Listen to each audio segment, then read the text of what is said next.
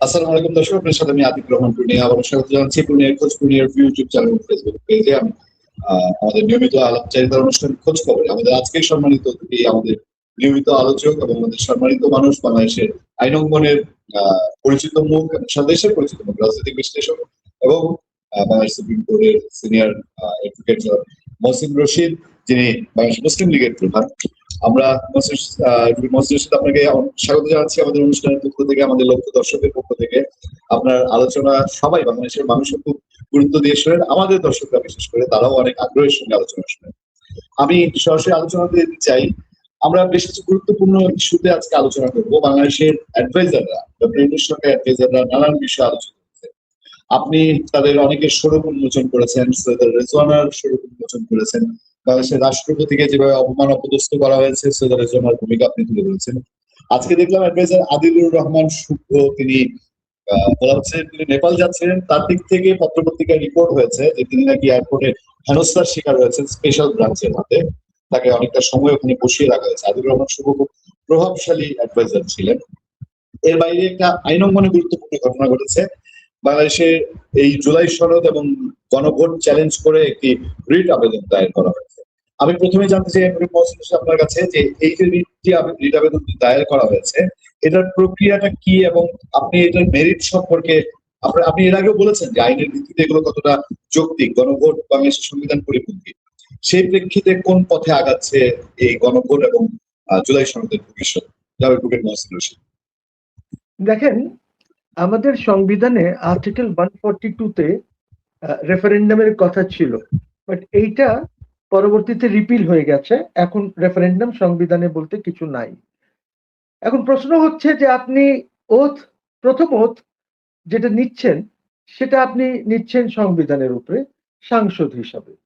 তারপরে আপনি সেকেন্ড ওথের কথা আছে। সেকেন্ড ওথটা কোথায় আছে? সেকেন্ড ওথ এই যে জুলাই সনদ যেটা আছে, যেটা রাষ্ট্রপতি সই করেছেন, এবং সেখানে একটি ওথের কথা বলা আছে। আপনার যে এই যে সংসদ আছে সেটা একটি আপনার কনস্টিটিউয়েন্ট অ্যাসেম্বলি হবে, ওই একটা ওথের কথা একটা আইন করে বলে দেওয়া হয়েছে। এখন প্রশ্ন হচ্ছে যে আমাদের যে আর্টিকেল 142 যেটা ছিল, যার মধ্যে রেফারেন্ডামের কথা ছিল, সেই রেফারেন্ডাম কোথায় হয়? রেফারেন্ডাম হবে আপনি যখন কোনো কিছু সংসদে পাশ করবেন, সংসদে পাশ করার পর এইটা আপনি রেফারেন্ডামে যাবেন যদি সংবিধান বলে যে এটা রেফারেন্ডাম করতে হবে। So that makes the referendum mandatory. এখন এই যে রেফারেন্ডাম হয়েছে, এই রেফারেন্ডাম কি নিয়ে হয়েছে? সংবিধানে তো এখনো কিছু করা হয় নাই। So this should have been left to the parliament, এবং কোনো সেকেন্ড ওথের প্রয়োজনই ছিল না। সেখানে যদি কনস্টিটিউশনাল এমেন্ডমেন্টস বা রিফর্মস এর যা ছিল, এই জিনিসগুলি আলোচনা হওয়া উচিত ছিল সংসদে। সংসদে আলোচনার পর যদি জনগণের কাছে নিয়ে যেতে চান আপনি নিয়ে যাবেন, বিকজ জনগণ এর যে হ্যাঁ ভোট, এটা কিন্তু জনগণ বোঝে না। এই কারণে বোঝে না যে আপনার প্রশ্নটা খুব কমপ্লেক্স ছিল। আপনি ব্যালটে যে গোলাপি রঙের যে ব্যালট যেটা ছিল, এই ব্যালটে আপনি 5, 6, 7টি লাইন লিখেছেন, তারপরে 4টি প্রশ্ন করেছেন, কিন্তু হ্যাঁ না একটাই আছে। এই 4টি প্রশ্নের মধ্যে যদি আমি একটাতে রাজি থাকি আরেকটাতে না থাকি, তাহলে আমাকে তো ওই অপশন দেওয়া হয় নাই। So a referendum per se in itself was a defective referendum and it has no value in law.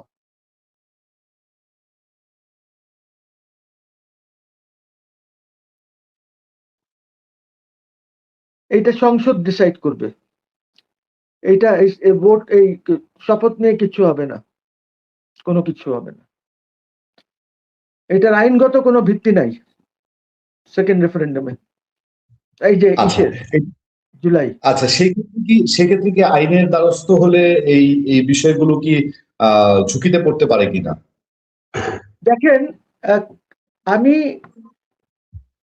কোর্টের উপরে নির্ভরশীল হওয়াটা এইসব জিনিস নিয়ে ঠিক না, বিকজ আমাদের যে আদালত আছে, এই আদালত বা এই জজ সাহেবগুলি আজকে যারা আছেন বা আগে যারা ছিলেন, কেউই কিন্তু জুডিশিয়াল স্টেটসম্যানশিপ রাখতে পারে নাই।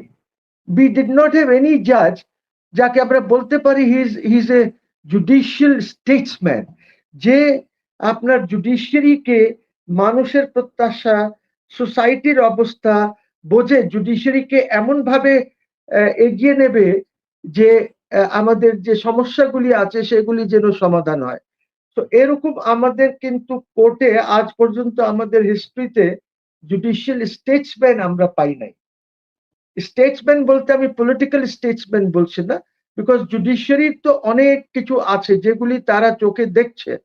কোথায় ধরেন সরকার পলিসি বানাচ্ছে, ওই পলিসির আওতায় কিছু কাজ করছে যেগুলি হয়তো প্রপার না, দেশ আর জাতির জন্য ঠিক না, সো এইটাকে তারা নাকচ করতে পারে। কিন্তু আমাদের জুডিশিয়ারি কি খুব ওরকম শক্ত আছে যে তারা এত ইন্ডিপেন্ডেন্স কি এক্সারসাইজ করে, তারা যে তারা ইন্ডিপেন্ডেন্টলি একটা জিনিসকে কি দেখতে পারে? বিকজ আপনাকে একটা খেয়াল রাখতে হবে যে judicial independence can never come by law. আইন দ্বারা এটা ইন্ডিপেন্ডেন্ট করা যাবে না। ইন্ডিপেন্ডেন্ট হচ্ছে মানুষের মেন্টাল কন্ডিশনে, যে মানুষ নিজেকে ইন্ডিপেন্ডেন্ট মনে করে কিনা। যেরকম সাংবাদিকরা আছে, তারা যদি নিজেকে ইন্ডিপেন্ডেন্ট মনে করে তারা ওইভাবে কাজ করবে, কিন্তু যদি ইন্ডিপেন্ডেন্ট না মনে করে তাহলে তারা কাজ ওইভাবে করতে পারবে না। তো জুডিশিয়ারি কি নিজেকে ওইভাবে ইন্ডিপেন্ডেন্ট, জজ সাহেব ইন্ডিভিজুয়াল জজের উপরে এটা নির্ভর করে যে উনি ইন্ডিপেন্ডেন্ট আছেন কিনা। সো আমার জুডিশিয়ারির উপরে আস্থা আছে, কিন্তু আমার যে আস্থা আছে এটাতে তারা এই আস্থাটা ফুলফিল করতে পারছে না। আমার না, জনগণের যে আস্থাটা আছে সামহাউ ফুলফিল করতে পারছে না এই জুডিশিয়ারি। এরা অনেক কিছু এদের সামনে দিয়ে যায়, এরা হস্তক্ষেপ করেন না, বা এরকম অনেক ইনস্ট্যান্সেস আছে যেখানে অনেক অন্যায় হচ্ছে। অন্যায় এখন না, আগেও হয়েছে। আপনারা জানেন যে আমি এক পর্যায়ে জুডিশিয়ারি এতই খারাপ হয়ে গেছিল যে আমি জুডিশিয়ারিকে বলেছিলাম, আই অন রেকর্ড, এবং এইটা কোর্ট রুমে আমার এই স্টেটমেন্টটা ভিডিও চালিয়েছিলেন অ্যাপেলেট ডিভিশনে চিফ জাস্টিস সাহেব এবং আর জজ যারা ছিলেন। আমি বলেছিলাম this is no more the Supreme Court of Bangladesh, এখন এই Supreme Court of Awami League হয়ে গেছে। সো এইটাকে আমি এইভাবেই দেখেছিলাম তখন। আমি খুব নিজেও দুঃখ পেয়েছিলাম এই কথাটা বলার, কিন্তু অনেক সময় এখন মনে হয় কি তারাই ভালো ছিল না এখন ভালো আছে, এটা ডিসাইড করা খুব ডিফিকাল্ট হয়ে গেছে এখন। বিকজ এই অনেক সময় আমরা ঠাট্টা করে নিজেরা যখন কথা বলি, আমরা বলি যে কোর্টের রায়গুলি প্রিভি কাউন্সিলে যাওয়া উচিত। প্রিভি কাউন্সিলে কেন বলি বিকজ আমরা তো কমনওয়েলথের মেম্বার, তো আমাদের চূড়ান্ত রায় ওইখান থেকে আসলে হয়তো ভালো হবে। বিকজ এটা ঠাট্টা করে আমরা নিজেদের মধ্যে যখন বসে আলাপ আলোচনা করি তখন এরকম একটা খেয়াল আমাদের মধ্যে আসে যে কি করব। এই হলো জুডিশিয়ারির অবস্থা। জনগণ জানি না কতটুকু আস্থাশীল আছে, বাট জুডিশিয়ারিকে আমার মনে হয় আরো অ্যাক্টিভ হতে হবে, ওদেরকে স্টেটসম্যান হতে হবে, জুডিশিয়াল স্টেটসম্যান হতে হবে। তাদেরকে দেশ রক্ষা করাও তাদের একটা দায়িত্বের মধ্যে পড়ে। যদি কোনো অন্যায় হয়, দেশের যদি সভরেন্টি থ্রেটেন্ড হয়, দেশের যদি কোনো ইন্ডিপেন্ডেন্স থ্রেটেন্ড হয়, সংবিধান নিয়ে যদি কোনো থ্রেট হয় দেশের, তখন ওদের তো একটা রোল আছে। একটা জেনারেল অন্যায় যদি হয়, এই যে হাজার হাজার কেস মানুষের বিরুদ্ধে দিয়ে দেওয়া হচ্ছে, আমাদের চিফ জাস্টিস একজন জেলে আছেন, ওনাকে হাত করা দিয়া পিছে হাত বেঁধে নিয়ে যাওয়া হয়, নিয়ে আসা হয়, ওনার ঠিক করে চিকিৎসা করানো হচ্ছে না, 82-83 বছর বয়স হয়ে গেছে। তারপরে কোর্টস গুলি অ্যাক্টিভলি যে যখন লয়ার্সরা যাচ্ছে শুনানি করা উচিত আমার মনে হয় এইগুলি। এরকম অনেক কেসেস আছে আমরা দেখছি, কিন্তু এই শুনানিগুলি তো হচ্ছে না, এটা দুঃখজনক। এন্ড আমাদের জুডিশিয়ারিও কোনো এই জিনিসগুলি নিয়ে কোনো কিছু করছে না। তো এই জন্যই আমি বললাম যে আমাদের যে জুডিশিয়াল জাস্টিসদেরকে যে স্টেটসম্যান হতে হবে, বিকজ সবকিছু দেখেন তারা তো একটা গভর্নমেন্টের ব্রাঞ্চ। তো এই ইন্ডিপেন্ডেন্স তারা যদি সবকিছু না দেখে, না করে ইনসাফ নিয়ে যদি প্রশ্ন উঠে তাহলে বিপদের ব্যাপার না, খুবই বিপদের ব্যাপার। জি, তো মোর্শেদ হোসেন, আমি আরেকটা বিষয় আপনার দৃষ্টি আকর্ষণ করতে চাই। আপনি উপদেষ্টাদের বিষয়ে অনেকদিন ধরে সোচ্চার আছেন ডক্টর ইউনূস সরকারের। আজকে আমরা দেখলাম যে একজন উপদেষ্টা দেশের বাইরে যেতে যাচ্ছিলেন, আদিলুর রহমান শুভ্র, তাকে বিমানবন্দরে অনেকক্ষণ জিজ্ঞাসাবাদ করা হয়েছে। আর এর আগে এই দুদিন আগে আমরা দেখলাম যে ডক্টর ইউনূস সহ তার অ্যাডভাইজাররা তারা একটা গেট টুগেদারে মিলিত হয়েছে। অনেকে বলেন যে তারা কি নতুন করে কোনো চক্রান্ত করছে, বা তারা কি হাল ছেড়ে দিয়েছে, কারণ তাদের দীর্ঘদিন থাকার ইচ্ছা ছিল। এখন কি তারা হাত পা গুটিয়ে থাকবে? আপনার কি মনে হয়? দেখেন এইটা তারা একটা হয়তো আপোষে বসেছে ইফতার করতে। আমি I don't read much into ইট। ইফতারের মধ্যে আমি I don't read much into ইট। তারা গল্প টল্প করার জন্য বসেছে, এখানে কিচ্ছু না এই মুহূর্তে। বিকজ দেখেন, বিএনপি জাস্ট ইলেকশন জিতেছে, বিএনপি গভর্নমেন্ট ফর্ম করেছে।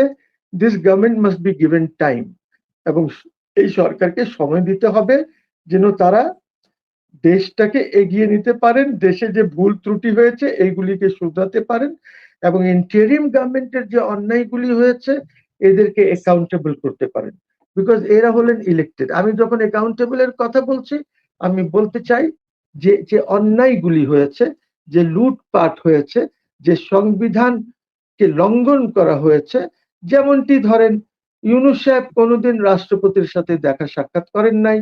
কনস্টিটিউশনে বলা আছে দ্যাট ওনাকে যেতে হবে।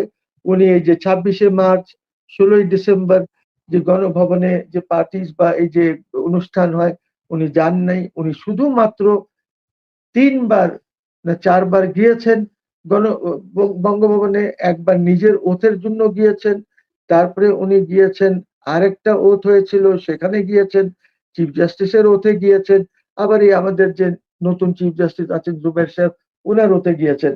এইটা ছাড়া উনি কোনোদিন কোনোদিন বঙ্গভবনে যান নাই, প্রেসিডেন্টকে ব্রিফ করেন নাই।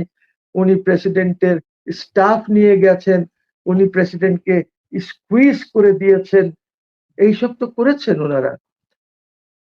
আমি আমি জানি তো, এরকম করে বলেছে যে ওনাকে স্কুইজ করে দাও, স্কুইজ করে দাও, বুঝছেন। তারপরে আপনি দেখেছেন প্রথম আলোতে সাক্ষাৎকার ব্রিগেডিয়ার সাখাওয়াতে, উনি স্পষ্ট ভাষায় বলেছেন যে ওনার একটা কিচেন ক্যাবিনেট ছিল, ওইখানেই আলাপ আলোচনা হতো।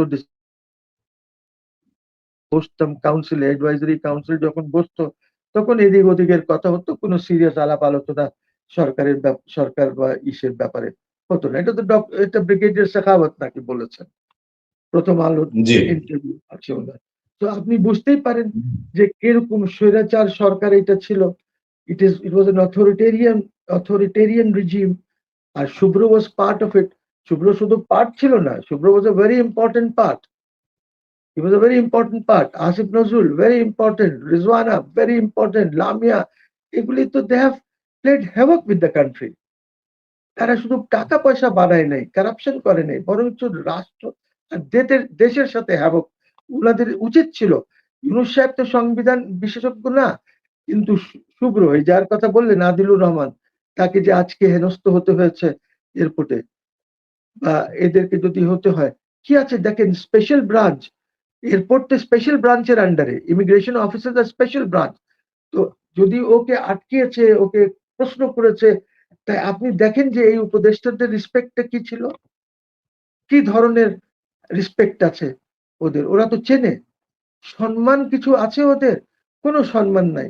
ওদেরকে তো রাস্তায় পাবলিক পেলে কোনো মানে কোনো সময় ওদেরকে ধোলাইও দিতে পারে। মানুষের একটা রেসপেক্ট হয়তো, ওরা রেসপেক্টফুলি কাজ করে নাই। ওরা সব মিলে ইউনূস সাহেবকেও মিসলিড করেছে। He was part of the kitchen cabinet. টিজওয়ানা মিসলিড করেছে, একদম ধ্বংস করে দিয়েছে। যার জন্য উনি বলেছে হয়তো যে আপনি কেন যাবেন রাষ্ট্রপতির কাছে, ওনার ছবি নামিয়ে দিয়েছে একজন উপদেষ্টা। আপনি আরেকজনকে সম্মান যদি না দেন, কিভাবে নিজে সম্মান পাবেন বলেন? রাষ্ট্রপতি ইজ রাষ্ট্রপতি। আই ডোন্ট কেয়ার যে রাষ্ট্রপতি ভবনে কিনি, সে বঙ্গভবনে কে বসা আছে, ব্যক্তি তো না। রাষ্ট্রপতি is an institution, you have to respect that institution. আপনি সংবিধান বলেছেন যে সংরক্ষণ করবেন, কেন করেন না? আমি তো জানেন, আমি নিজেই তো এটা নিয়ে খুব এবং I am going to file a case. আমি নোটিশ দিতে যাচ্ছি, 2-1 দিনে আমার নোটিশটা চলে যাবে এই ব্যাপারে। যে এইটা তো সেডিশন, কনস্টিটিউশন, আপনি কনস্টিটিউশনকে এইভাবে যদি হেউ করেন, ইটস সেডেশন আমি মনে করি।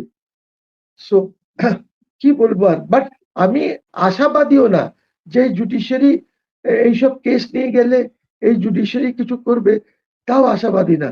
বিকজ ইউনূস সাহেবের একটা জিনিস খেয়াল করবেন, ওনার পারসেপশন ওনার ব্যাপারে কিছু লোকের মধ্যে যেটা আছে সেটা হলো উনি মহান একটা ব্যক্তি, ওনাকে এখানে 50 বছর রাখা উচিত, 25 বছর রাখা উচিত, 100 বছর রাখা উচিত ওনাকে।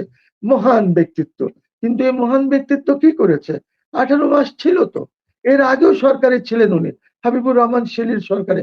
সেখানে থাকার সময় উনি গ্রামীণ ফোনের লাইসেন্স নিয়েছেন, এখন উনি আরো অনেক কিছু করেছেন। একটি লোক যার এত সম্মান, বুঝি ওনার এইটা একটা, এটা ইলিউশন উনি ক্রিয়েট করে রেখেছেন। ইটস এন ইলিউশন যেটা ওনার ক্রিয়েট করা আছে। হ্যাঁ, এটা ভেরি আনফর্চুনেট। আপনি দেখেন উনি তো নোবেল তো উনি পান নাই, আর উনি কি শান্তির কাজ করেছেন বলেন যে ওনাকে নোবেল দিতে হবে? এইগুলি তো সব জানেন ম্যানিপুলেট করা হয়েছে।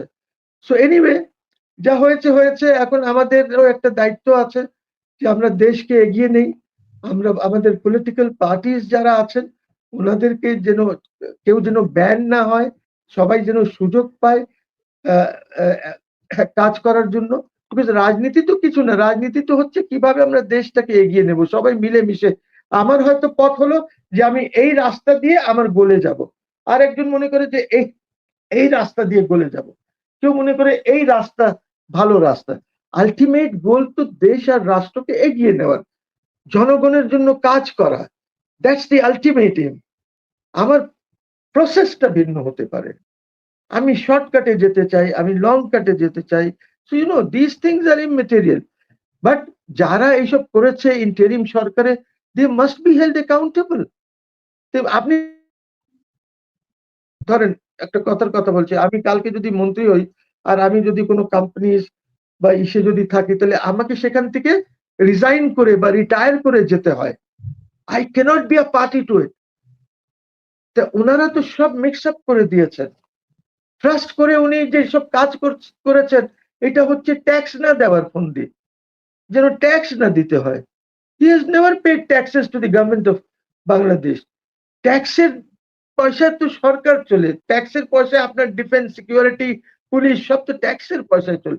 This man has not contributed a Penney to the nation. উনি কোনো টাকা পয়সা দেন না, ট্যাক্সেসই দেন না উনি। তো এই লোকটাকে বসানো, ওই যে বললাম একটা পাবলিক পারসেপশন, উনার ব্যাপারে একটা ইলিউশন আছে, যার জন্য এইসব সমস্যাগুলি হয়েছে। দেখেন উনি রাষ্ট্রপতিকে কিন্তু নামাজ পড়তেও দেয় না। বকরিদ যে গেল, এইগুলিতে নামাজ পড়তে দেন নাই উনি।